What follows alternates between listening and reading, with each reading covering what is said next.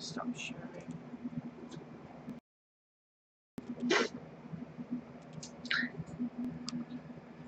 What did that two say?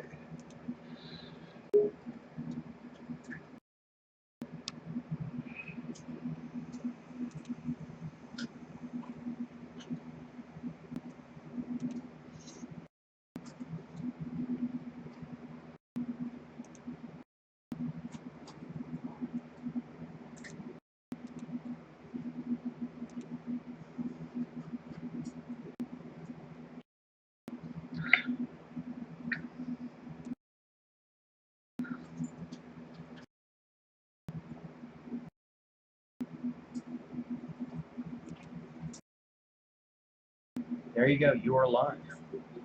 Oh, right on. Good morning, good afternoon, or good evening, wherever you are in the real world.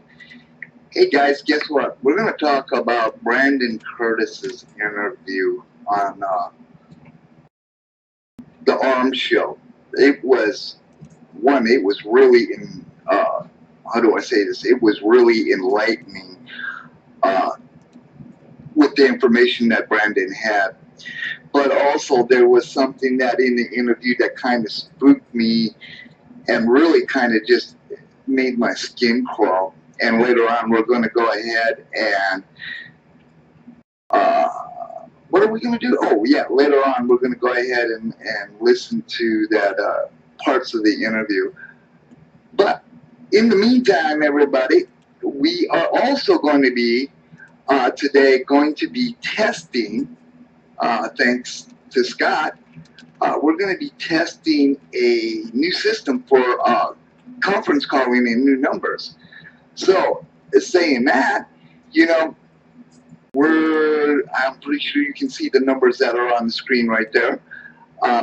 This is going to be a way for all of us to be, give me a second, there we go, testing the new system that Scott has turned us on to. So, let me find this. Okay, where is it? My three little buttons. Actually, Douglas, what I did was I actually cut that part of your screen capture out, so it is just your smiley, happy icon. Okay.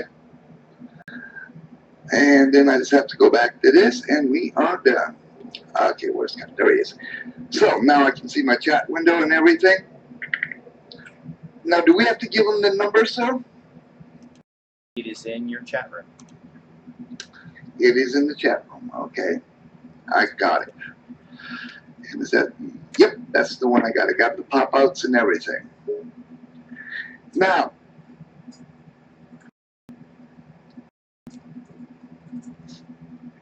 hey, Believer, what are you doing? But we are going to talk about something that has happened in the courtroom today. And, well, whenever Brandon was in it, just to give you a brief thing that had actually scared the living daylights out of me was this. The judge basically, and I'm paraphrasing this, basically asked one of the defendants to renounce their beliefs. And I don't mean in the term of religious beliefs, but we're talking about the constitutional Second Amendment and things like that. And you will hear from Brandon what exactly happened. And the issue on this is, have we really gotten to the point in the federal court system where a judge asks you to renounce, and even if you believe in the Constitution, and I'm going to throw this in now, if you renounce the Constitution, then you renounce the part of the separation of church and state. Could it be counted as that you also renounce your religious beliefs? What what is it by just renouncing an idea? I mean, and stop to think about this for a little bit, because I am a Christian, and I really, really have an issue with this, because have we gotten to the point in the end times that what we've been taught as far as renouncing Christ, have we gotten to the edge of this? And it's all camouflage. And we daily find out, oh, the pizza man's after me. Oh my God, it's the repair truck. Let me see. Hey Scott, should I hit my? Well, you can control it. See if we can drop the bandwidth down to see if that helps, or do whatever we need to do. I'm actually working on that as we speak. Okay, thank you, sir. And as you can tell, Scott is behind the scenes today, and I do appreciate him helping me out. He's shown me a lot of new tricks, and one of them is going to be the call-in line. But back to what we were talking about judges asking you to renounce things. The gentleman's attorney, and it's a legal thing, basically said to the lady judge that she did not have the jurisdiction or the authority. That was supposed to be with Nevada. But we have to ask ourselves, since when do I have to renounce something in order to get set free? And I remember as a teenager going to church, we always heard about the New World Order, what they were going to be doing. And in the end times, you're going to have to renounce, your relationship with God and all of that. So, in saying that, it seems to me through this discussion that Brandon had, we've reached that point. And we need to know, how do you guys weigh in on this? Have we really gotten there? Just in that little question of renouncing. We were always told that the Big Brother is going to have you renounce God and your beliefs and everything, and you'll be okay. Of course, you have to take the chip and the whole 9 yards. But are we seeing the beginning of the end here in the court system? Curtis also mentioned about being able to see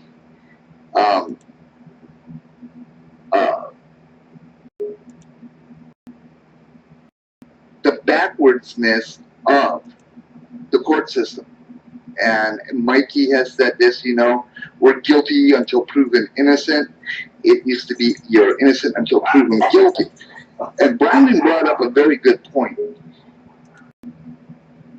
They come into your house, take you to federal jail. 24 hours later, they start reading the charges. And you literally have been kidnapped. Sometimes it takes a week before you get in front of that judge. Now, back in the good old days, when Miranda meant something, none of this type of stuff would be going on. Hello, number 70. Well, Cubby, here's what the discussion is. We are talking about the interview with Brandon Curtis from an interview that he had done on the Arms Show. And there are some areas that Brandon had said that actually scared me. And that was the renouncing your beliefs. And in this case, it happens to be your Second Amendment right. You're renouncing it. I don't care what amendment it is. If you renounce one of it, you renounce all of it. And one of the judges had actually stated that it was, how did he say it? Something with his ideology was wrong. And it wasn't appropriate. And so, again, we are here at, are we looking at the end times? And I take it everything is better on the stream? Cool. Well, you know what? Give me a couple seconds.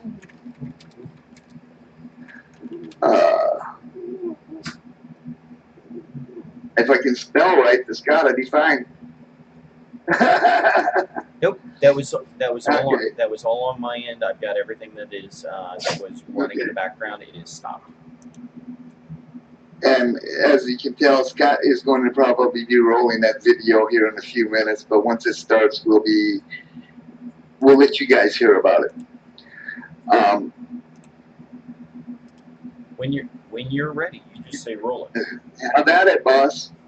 Let's roll it. You got it. Okay. And so you know, Cubby, the other thing that we're doing is we are testing out Scott's new toy today too. All right, and so we are rolling the video. Yeah, roll it. Roll it. You know, Roll it's it. Roll it. it's just a level of corruption is what it is, and it's a heavy-handed power. It's a power thing, and they don't want anyone to ever challenge them. They don't want anyone to ever step up with their own opinions and views on things that might. Did I lose the video? And they don't answer to anybody, and that's the problem. We have sheriffs that have the ability to make them answer, but they don't. Do you think that even these sheriffs, even the most constitutional sheriffs, do you think that they feel threatened by the federal government? Meaning, if they make a move on federal agents and go arrest them, there it is. like there will be retaliation within their professional and or personal lives. Oh, absolutely. We're seeing that right now in Oregon with the constitutional sheriff.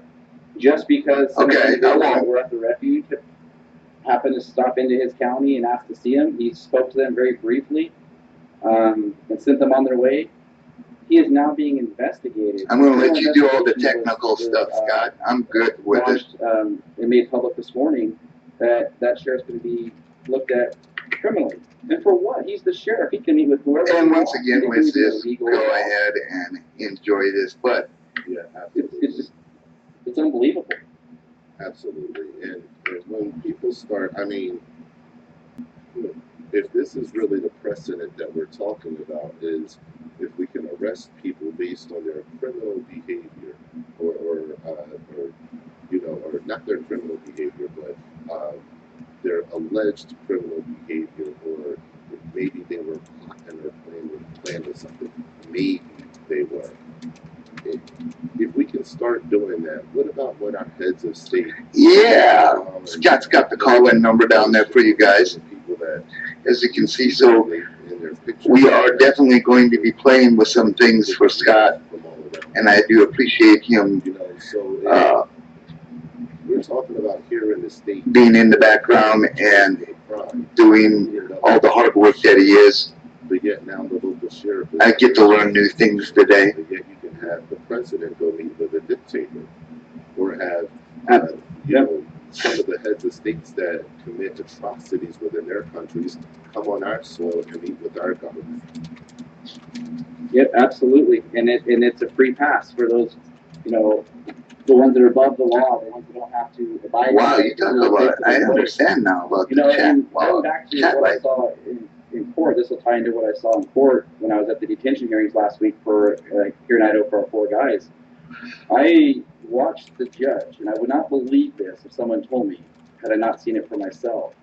I actually watched the judge say in open court on the record that Mr. Eric Parker would need to denounce his Oh, belief. well, Scott, what I'm looking at, sir, is your picture and your The court's entire screen that you're looking at. to discuss beliefs or ask you or suggest you denounce your beliefs on the record at any point in time. And The other thing Okay. ask this to? Eric Parker. To Eric Parker, okay. Now, when you say denounce his beliefs, can you clarify that? But they can hear that, right?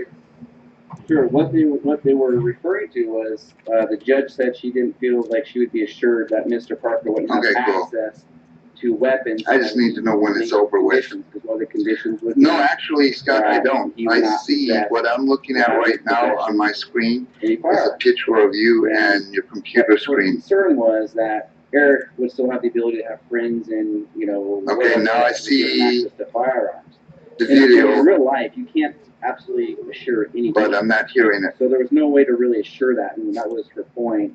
And then she led into saying I was that for a Mr. minute. Parker would have to denounce his beliefs of what he That's believes fine. in. And Mr. Parker's attorney stood up. Well, like we were saying, we are the court kind of working the bugs out of this new thing that is this new toy that court should be asking for. That Scott Mr. has Parker introduced me to. So forego pretty the soon we are second actually court going to for the ask time for of some the help from trial. you That would be guys. the court in Nevada's Oh, I know. determination on how that I goes. know. It wasn't We a matter don't want for to. this It's a court tonight. Saturday.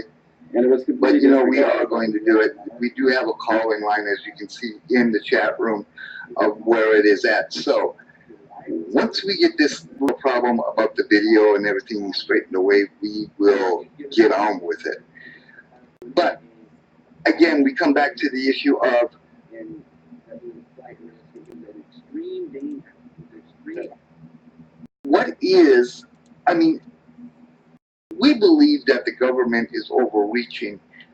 I mean, can you imagine having to be in federal court right now and getting asked that you need to renounce your beliefs?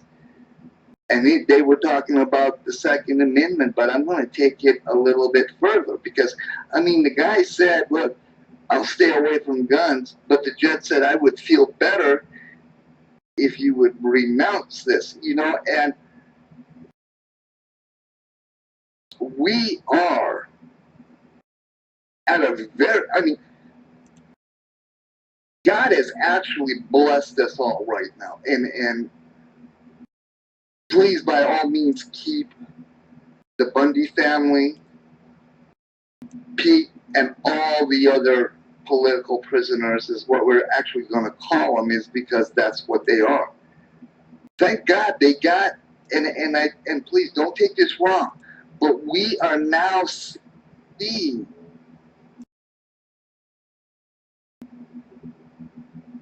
what we're up against. I mean, land grabbing from the government is one thing.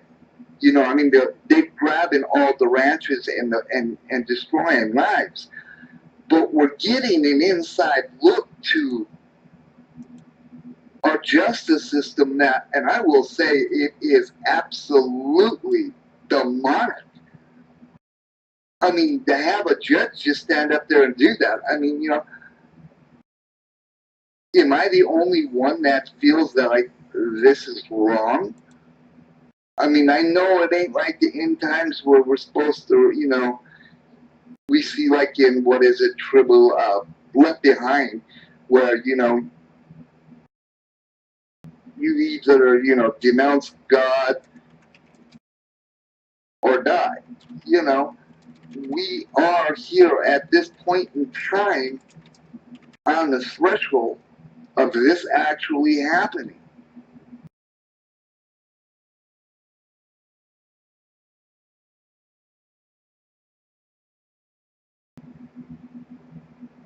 And we just really, really need to take a look at this. This is more than just us getting the truth out there, and this is part of it. You know, I mean, really seriously, this is part of the truth. I mean, you've got, I don't know about state and county judges, but this federal judge just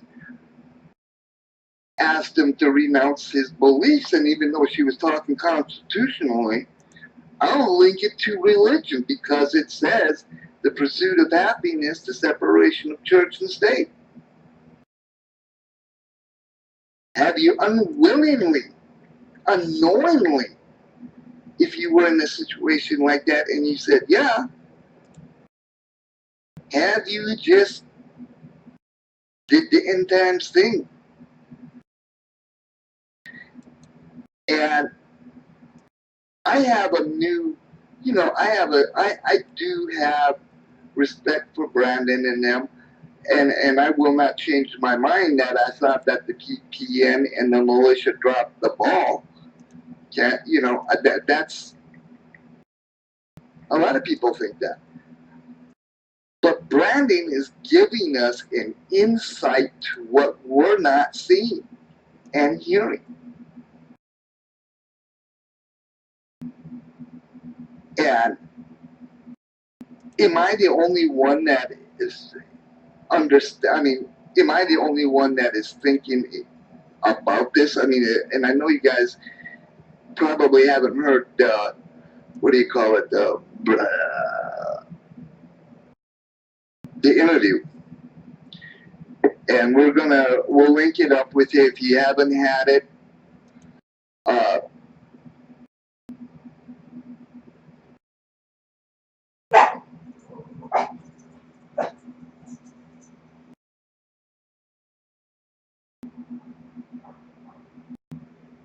Wow. No wonder what is going on there with that then. Well, that's all right. Scott will figure it out. We've been closing everything that we possibly can to ensure that the bandwidth that is going up is as possible as we can, including disabling a few virus scanners. However, trolls out there, don't take that as a invitation. Yeah, please don't. I mean, and the other thing is, we're not, my moderators that are in the room, and I don't know if everybody's in here, but I will say this. I don't tolerate the 4-letter word. I do not tolerate people attacking people in my chat room, because if they're not there to defend themselves, that's just not fair, like some other people down in the internet zone has done. And and I forgot to say hi to Cindy. Hello, Cindy, and how are you?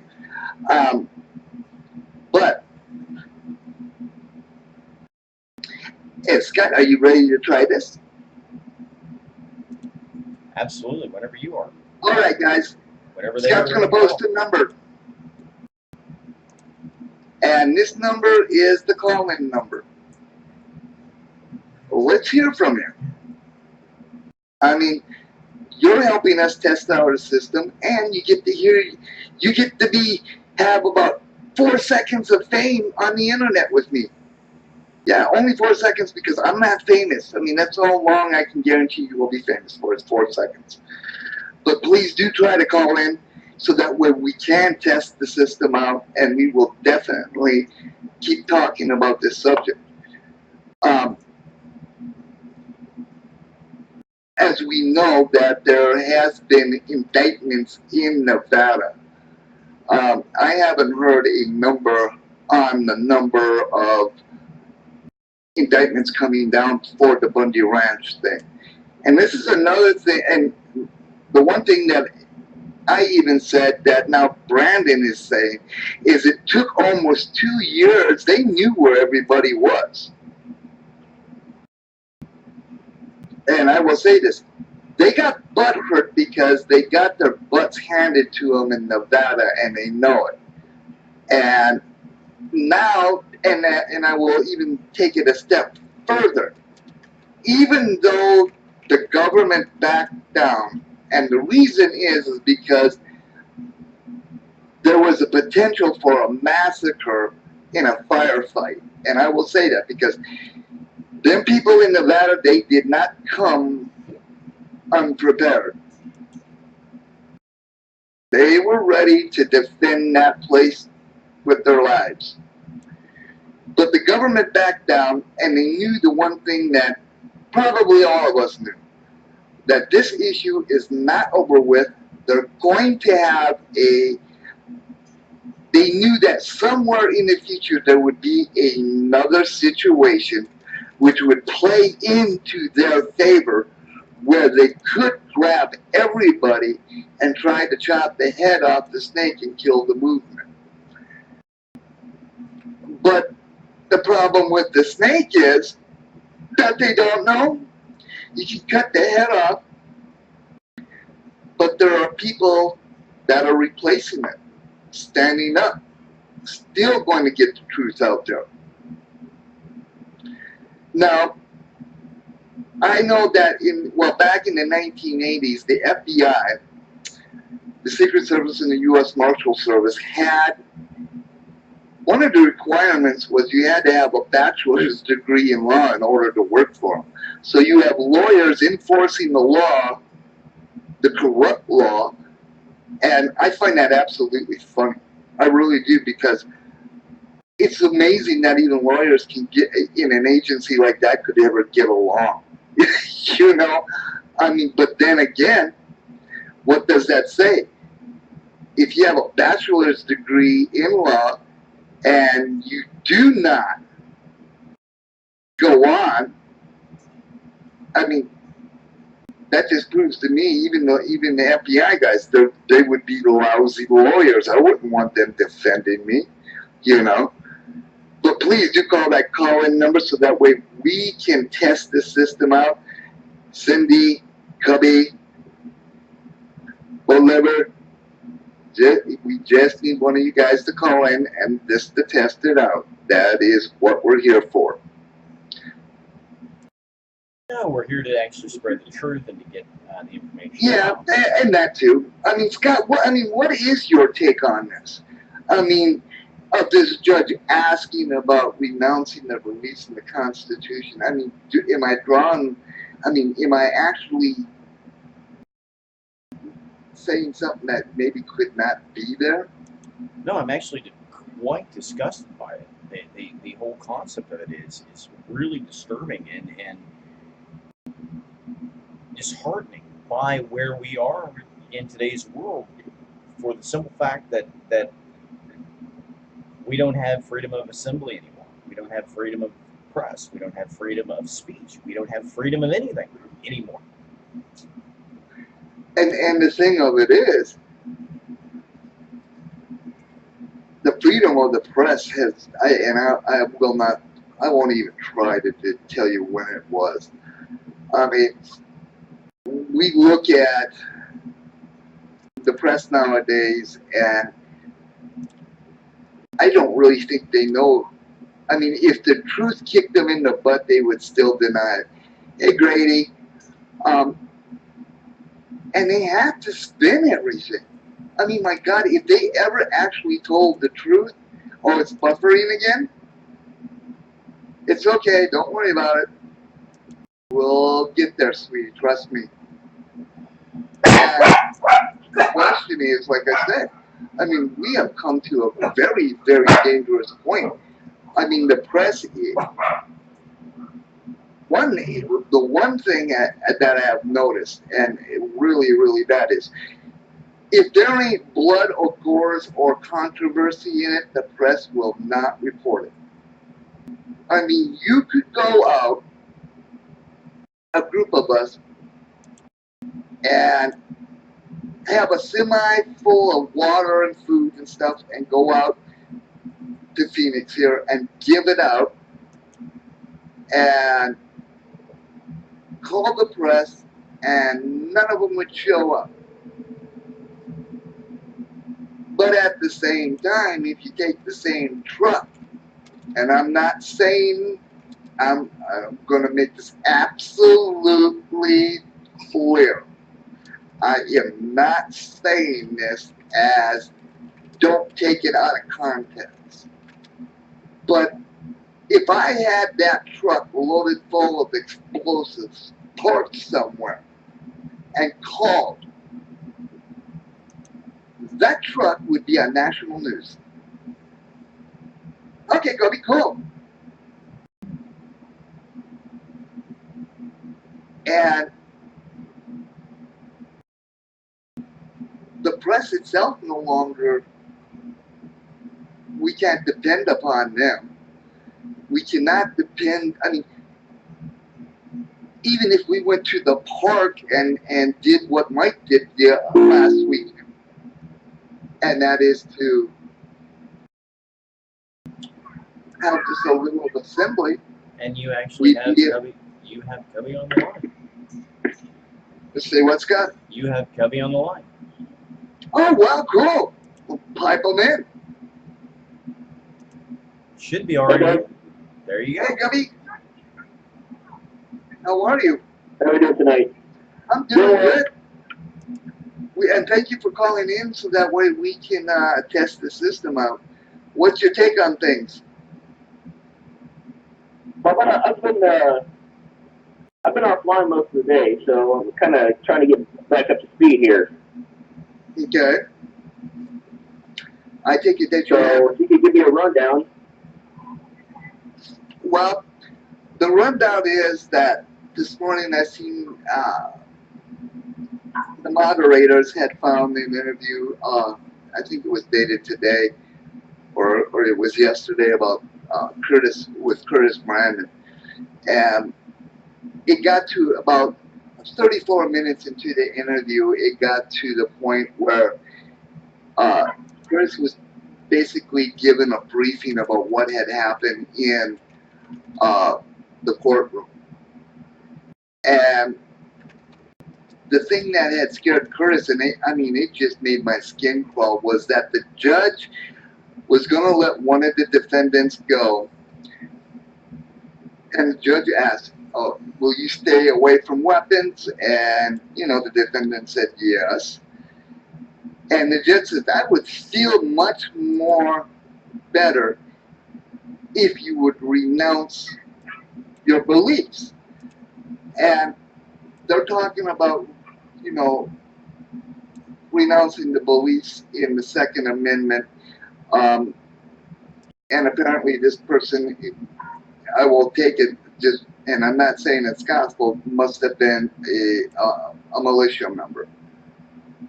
And so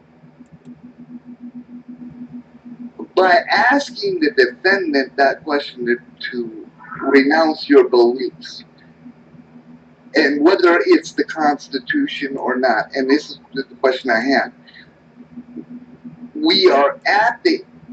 apparently we are closer to the end times than anybody believes.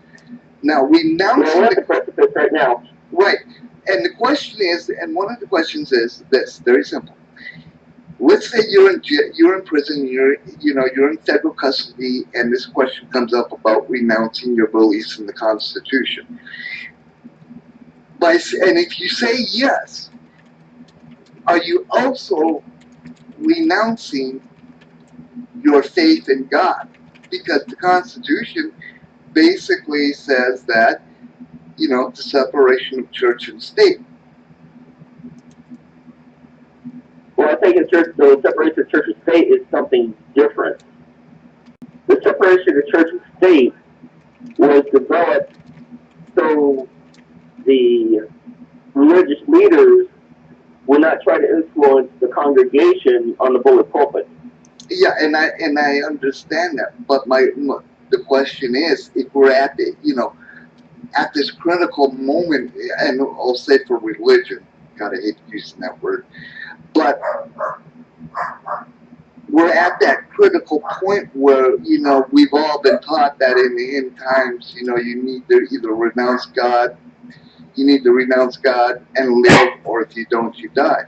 I mean, are we, by that judge saying, I want you to renounce your beliefs in order for you to go free?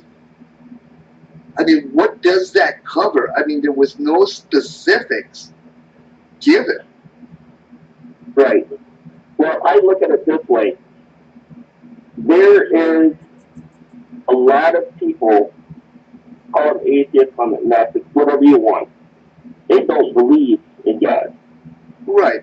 And some of those people have risen to the offices of higher positions, judges, senators, whoever, right?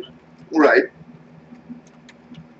But they should also understand that the Constitution is the supreme law of the land. Exactly. Now, there's been interpretations of it, and one person to another, has differences of agreement of what their opinions are. And you can see that all the way up to the Supreme Court. Now, it's upon the individual to understand, okay, this is what I believe in. This is my faith. Do I really want to give it up for something menial, right? Or do I renounce it and become a free man? Myself, I probably wouldn't be in federal custody in the first place. Or in custody, as a matter of fact. But that's beside the point. If I was in that position, my faith in God, my faith in the supreme law of the land, the Constitution, I'd say, you know what? Fine. I'm not relinquishing my belief at all. That's what I believe in. That's the fabric of my being. And that's my opinion. Right. I know other people have differences of opinion, that's fine. But for a judge to come out and say that, that's just beyond ethical. That's unethical right there. Exactly. And I mean, we haven't even touched to that. I mean, one judge said had told the defendant that your beliefs and whatever the discussion, and in the Constitution, is basically idiotic. Idolatry. I mean, I can't even say the damn word tonight. Ideology. What is it? Idolistically, your beliefs are not your beliefs. What you're believing is totally crazy and insane, and it's basically there. I mean, and it's like I said earlier, and I don't know if you had heard it. I said, actually, this is a blessing in disguise for the guys up in Oregon, to be arrested, and because we're now seeing things and hearing things coming out of these courtrooms that you in the 1970s and 80s you would never dream of happening. Right. And you know why this is happening? Well, I think I'll tell you exactly why this is happening. You have to look back. You have to look back in history. What's happening now is what Saul Alinsky was preaching about. Go on. You have all of these Olympionite, whatever you want to call them. They're now in the higher institutions, teaching our children their tactics. Just look at the protests, how the protests are going down, right? Right. I'm not talking about the Patriot protest, okay? I'm talking about Black Lives Matter. I'm talking about some of these other ones, right? Right. These are taking shock value, and this is right out of the Lindsay playbook, Real to Radical. Whatever shocks the people. So you've got these people now. These people are in the universities, the colleges. They're in higher federal offices. They're in some of them are even the county sheriffs and judges. Let me ask You you. have to look back in history to understand the present. Right. Well, let me ask you a question, and we'll. Do you foresee, or do you really think that there's any way that we can change this? The only way to change this is that we have to be heard. We have to get our numbers out there. We have to let people know what is going on. And okay, and we'll go There are with strength this. in numbers. Right, and I understand that. And the theme of the well, I mean, it depends on what the theme of the message is. But I mean, I don't believe that voting anymore is going to change a damn thing. I think it's just going to make it worse. I disagree with that in one condition. You start at the grassroots movement. Well, yeah. You start at the local elections. You start at the school board elections. You start at the county sheriff elections.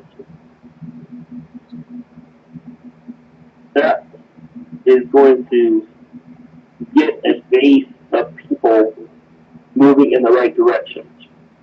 And just for hypothetical, let's just talk hypothetical.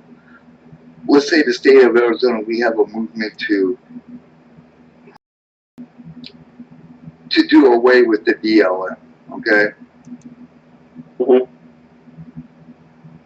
And let's say, and we'll give it a realistic number, let's just say that there's 70,000 people in this movement. And the state of Arizona wants to go ahead and just basically kick the DLM out.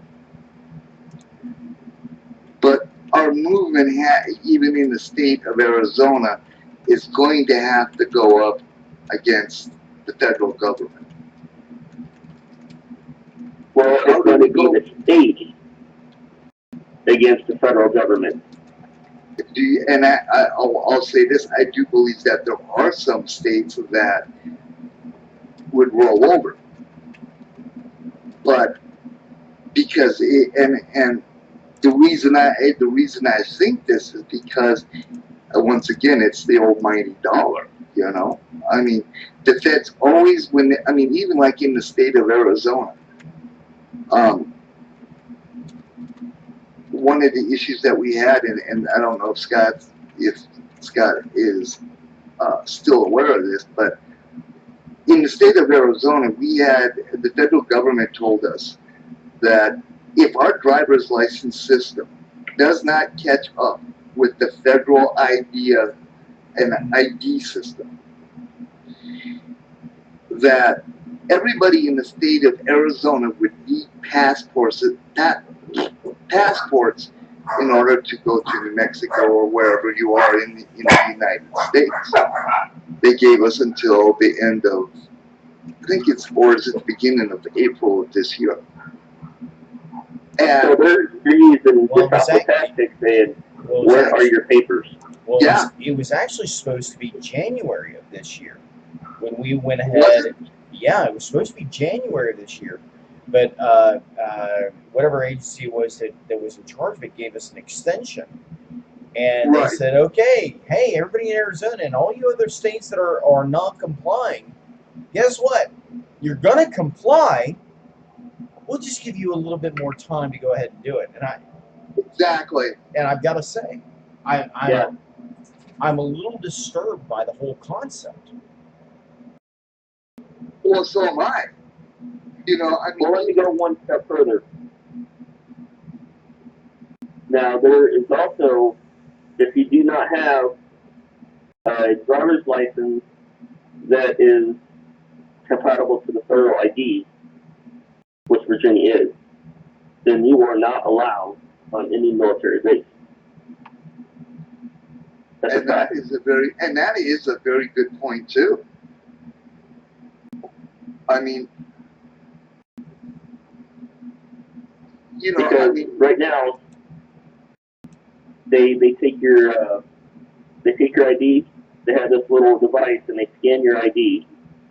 If you have a military ID, they take your ID and stick it into this reader. Yeah, card reader. And yeah, exactly. And they can track your movements that way, or whatever purpose they say it's for. Right. And I mean, you know, I don't have all the answers to try to fix things. I really don't. I know that, and I'm praying that, you know, that we can get the word out there. I mean, and it definitely needs to be out there. And you know, Right. We also need to look for diversity of states. yes, absolutely. I mean, because you know, I don't know if you guys remember what was it? It was 2014 when Texas put up on the White House webpage where they, you know, if you have enough signatures, we'll take up the whatever the hell it is, whatever issue it was. And do you remember that Texas actually was going to secede from the Union? And it wasn't shortly after that Arizona threatened to pull out. Yeah. Well, I also see that the federal government is afraid of these movements that's happening right now, and that's And I why. agree with that. And that's why they're doing this very quickly. Well, yeah, they're doing their damnedest to stop it. Yeah. Because they don't want the movement to get enough momentum to start influencing state senators, state congressmen, get the constituent states in there, and then they have no power. Because without the power, the federal government is pretty much dissolved.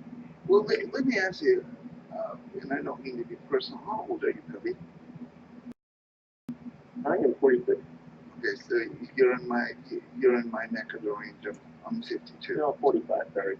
Now, well, actually, you can add it up and it will be 9. That's how I do mine. I said I'm only 7 years old.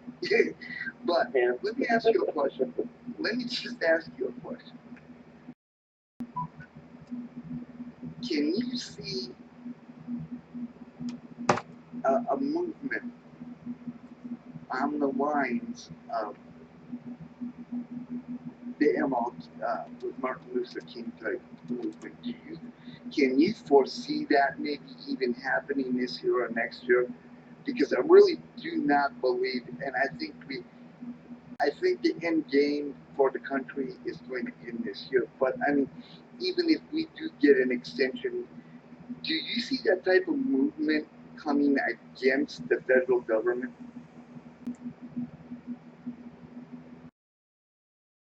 Good question. Now, I do see that there's pockets of what we call resistance. Right. But if we start banding together, start removing race from any equation, start getting them on our side, start talking to them, start explaining to them what they've been living is a lie, right? The federal government wants you underfoot for a reason. If we can get that type of movement together, then I believe so. Now let me ask you, what do you think would be what situation do you think that would flare up that would actually, I mean, are we talking about another Waco where unfortunately 86 people died there? I mean, Yeah. are we talking about an event that, God forbid that it happens, but I mean, along that lines. Those events are to create a distraction. But what I'm saying is, let's just say that there is an event along that line. I mean, do we get, let's just say, I mean, and a lot of us know that, after Reagan got shot, we had an assault weapon ban called the Brady Bill. After Waco, which the Senate hearings were a joke, but again, the Second Amendment was under attack. And people weren't outraged about the Second Amendment. They were outraged that the alphabet government that was on the scene massacred 86 people. So, I mean, do you think it's going to be an event like that actually where the people actually say enough is enough? I mean, where the government actually gets caught with their pants down in the situation in order for a movement like that? So, each one of these things are happening for a reason. Okay? Right. Now, after Waco, the Merrill Federal Building explosion. Right. That put a lot of heat on the militia that was rising. Exactly. It pretty much decimated that movement. Right, because I mean, I remember seeing the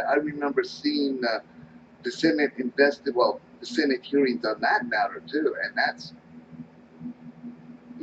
but hey, continue. That's why I think it's very important that what happened in Oregon is not forgotten, and we support those people that's incarcerated right now. Because we need, I think, this is my own opinion, but I think this is a turning point. For the country? I won't say for the country, but I would say for taking our country back. The overstepping of the BLM in several states is now national attention. And people are starting to wake up little by little. Now, let me ask you, I mean, everybody knows that the Hammonds are in federal prison. You don't need to be a paralegal. I mean, and I will say this, an oxymoron already knows the answer to this. They're in there on double jeopardy. Exactly. Okay? I don't see, and this, this is the one thing that really irks me is I don't understand why, and I don't know if the Hammonds have a lawyer, in there, while they're in there. But I mean, even if, why isn't somebody in the legal, and again, we all know the answer that the deck is stacked, but even the Supreme Court judges, knowing that there is an incident like that out there, they could intervene on this and say, no, that's double jeopardy, and issue it. I mean, you don't have to always take things to the Supreme Court. They just do that because of,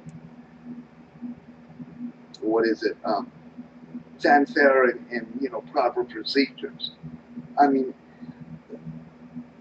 and I realized back in 1992 or 93, and this was when I was going to school as a paralegal, and I was watching the O.J. Simpson thing. We were all glued to it and whatever. That the system was broken. If you didn't have tons and tons of money for your defense, you were going to get washed out down the drain and forgotten about. And that's the one thing I don't want about the Hammonds. We can't forget them. but at the same time, I don't see why, you know, all these, and I don't want to spoil civil rights, even civil rights. I mean, my God, all these attorneys that do things like that, I don't see them jumping on the bandwagon to try to. They know it's wrong, and I don't understand why they're not jumping on it and trying to get these people out.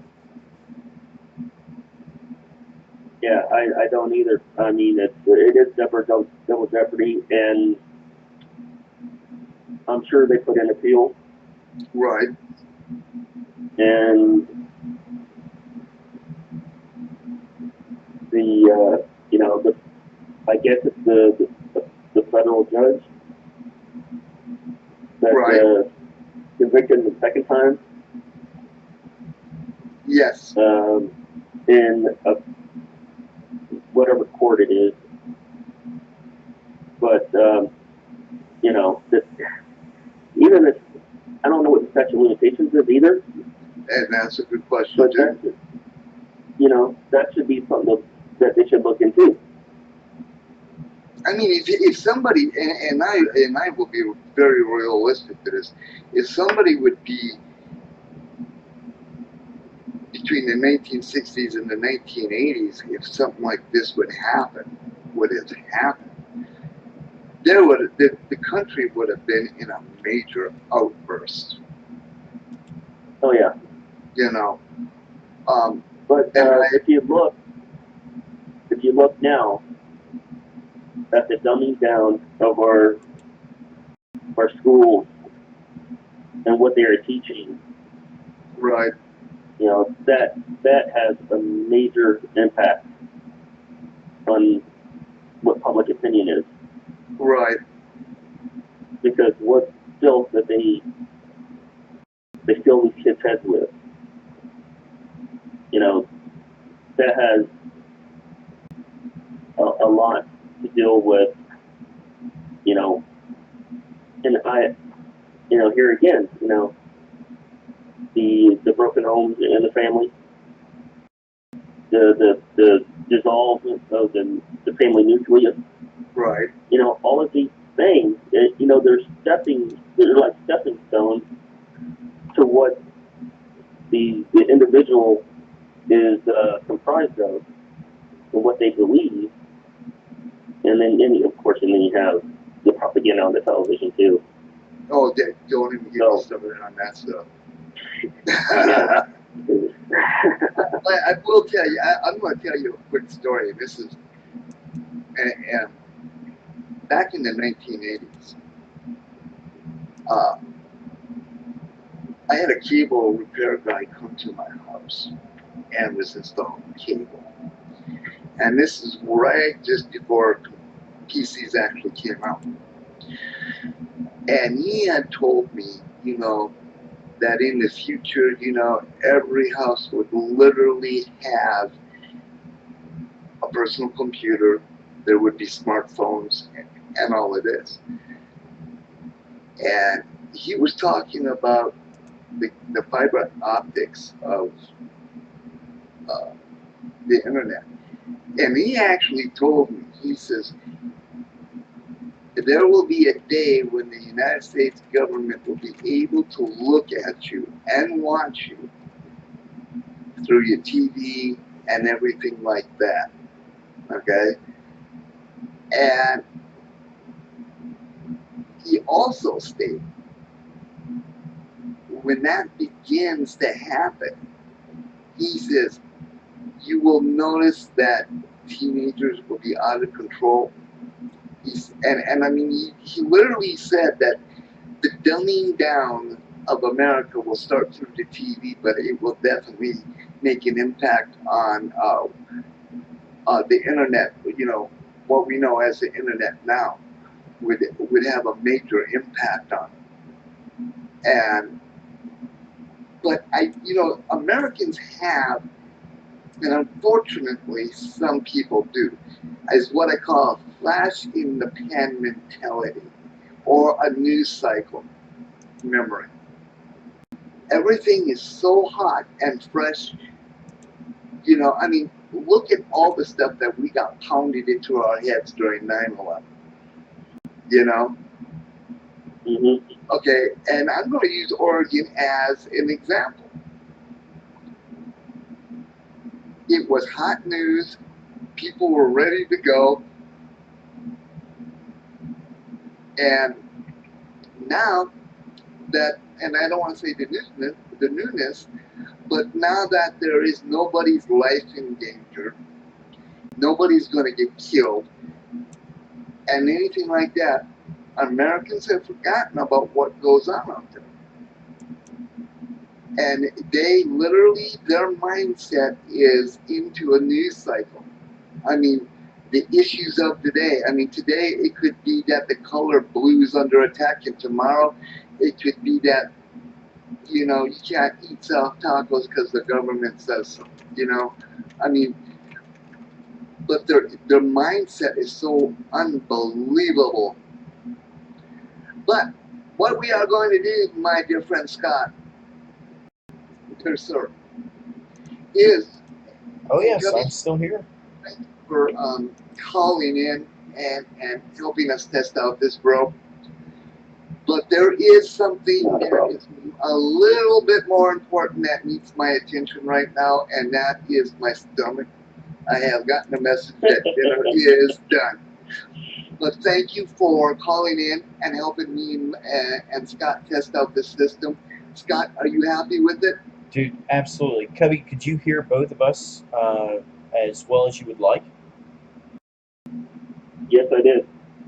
Outstanding. So no more of this holding the phone up to the microphone. No more of this. The I can hear the host, but I can't hear the other panel members. We actually have got a decent enough system. Now I've just got to figure out the lag issue, which may Right. not be actually on our side. It might actually be YouTube. Right. And Now that, you're sounding a little, Scott. You're sounding a little garbled, a little bit low. But other than that, you're fine. Oh, I'm sorry. I was listening to you guys chat and had kind of leaned back, kicked out, and put the feet up. Does this sound better? Oh, okay. No, Oh, yeah. Much I better. I had literally just kicked back and was just listening to you guys chat on. And no, okay. So now that I'm sat up, is that okay? Is that okay?